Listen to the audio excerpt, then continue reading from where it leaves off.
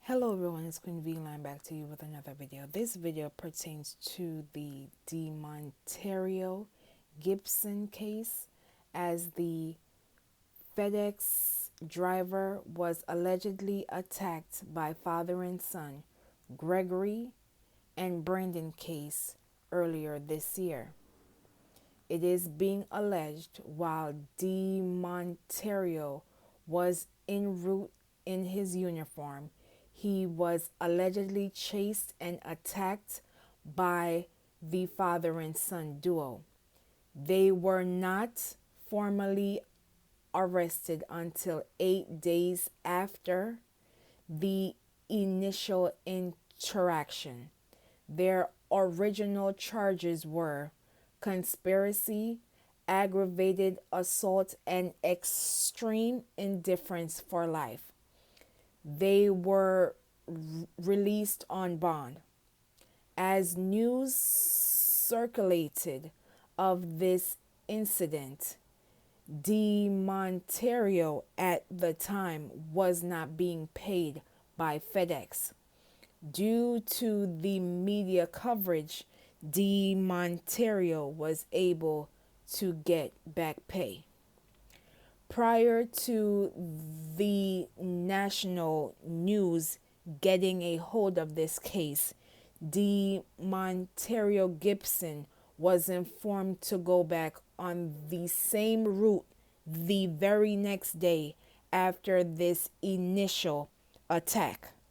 Reports also claim that the assistant chief of police and lead investigator of this incident are also related to Gregory and Brandon Case.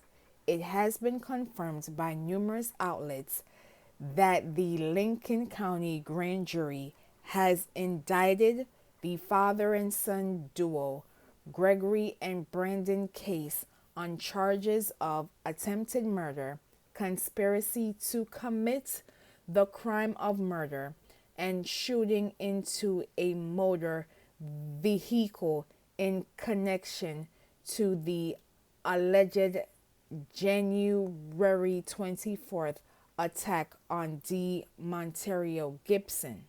The Lincoln County Sheriff's Department stated that the bond was set at $500,000 for each man for the upgraded charges, and that they both bonded out on Friday in November. Now you will watch these two brief news clips of the initial incident and the updated version of this case, and I will be back with more commentary.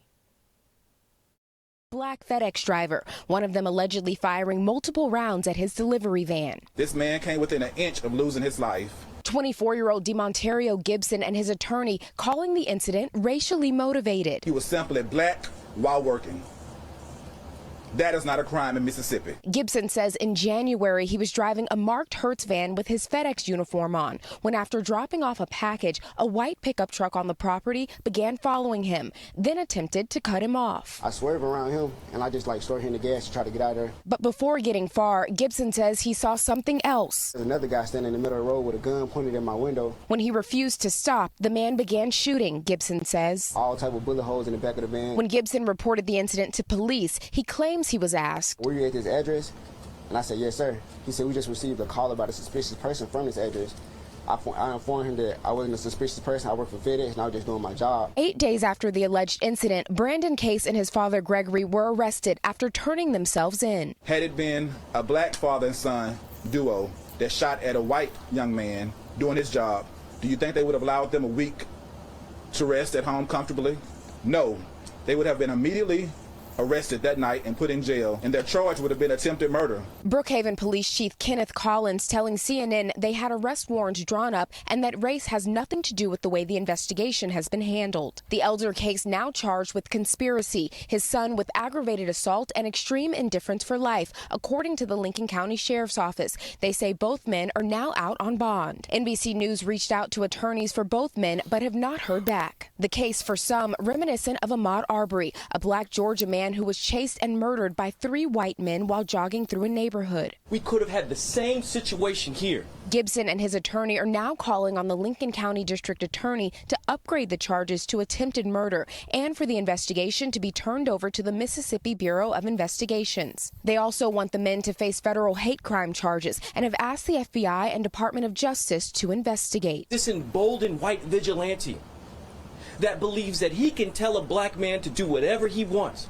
And if that black man doesn't listen, we're going to take it back to the 50s. Had Mr. Gibson stopped that day, and had Mr. Gibson lost his life, there was no video this time. A long process to even get this far inside of the case. I feel like most of the time I was treated like a suspect rather than a victim. It's almost been a year since D'Monterrio Gibson's FedEx route turned into a life-or-death situation. The 24-year-old was attempting to deliver packages along Junior Trail on January 24th when Gregory and Brandon Case allegedly shot at his vehicle and chased him. It wasn't until November 15th that the father-son duo was indicted for attempted murder. I know that Dr. King said justice delayed is not justice denied, but 10 months, nearly 10 months from the date he was accosted, assaulted, almost killed, we'd finally have an indictment or indictments. Gibson's attorney, Carlos Moore, maintains that the delay is due to a conflict of interest within the Brookhaven Police Department. We do know that the assistant chief of police has the same last name as the Cases. His last name is Case, and he's related to them based on my investigation. We've asked Chief Kenneth Collins about this before, only to be told, quote, "There's no relation. We've gone down the whole family tree to make sure that we're truthful. My assistant chief, Chris Case, is kin to a totally different set of cases," end quote. Regardless of what's causing the delay, Moore says it's only forcing his client to wait longer for true justice, which will come in the form of convictions. This happened in January of this year. It is now November. On a typical timeline, you would have had indictments secured probably in March or April. You would have been at trial by now. It's the white privilege for me. As Mr. Gibson's attorney pointed out, had the roles been reversed, Gregory and Brandon Case would have been indicted expeditiously. You cannot allegedly assault someone based on their race. You cannot impede someone from doing their job because of their race. We have a long way to go, and I strongly suggest that Mr. Gibson's attorney seeks the DOJ and FBI's interference, because this screams a hate crime. And the fact that the Lincoln County Sheriff's Department did not take this case seriously when it was first brought to them screams that we have a long way to go, and that we must acknowledge the biases towards black victims. You cannot allow black victims to feel like they are the suspects. These 2 white men went out of their way to entrap and possibly hurt this young black man. Again, there was no cameras this time. So what if Mr. Gibson was unfortunately unalive? This case would have been closed. I'm glad that D'Monterrio Gibson is able to tell his story, because so many victims who are no longer here are not able to tell their stories. It is time for us as Americans to acknowledge that there is biases when black victims come forward, and there needs to be a change in the rhetoric and training in our police departments. I thank you for watching. Please be safe out here, and I will see you in the next video.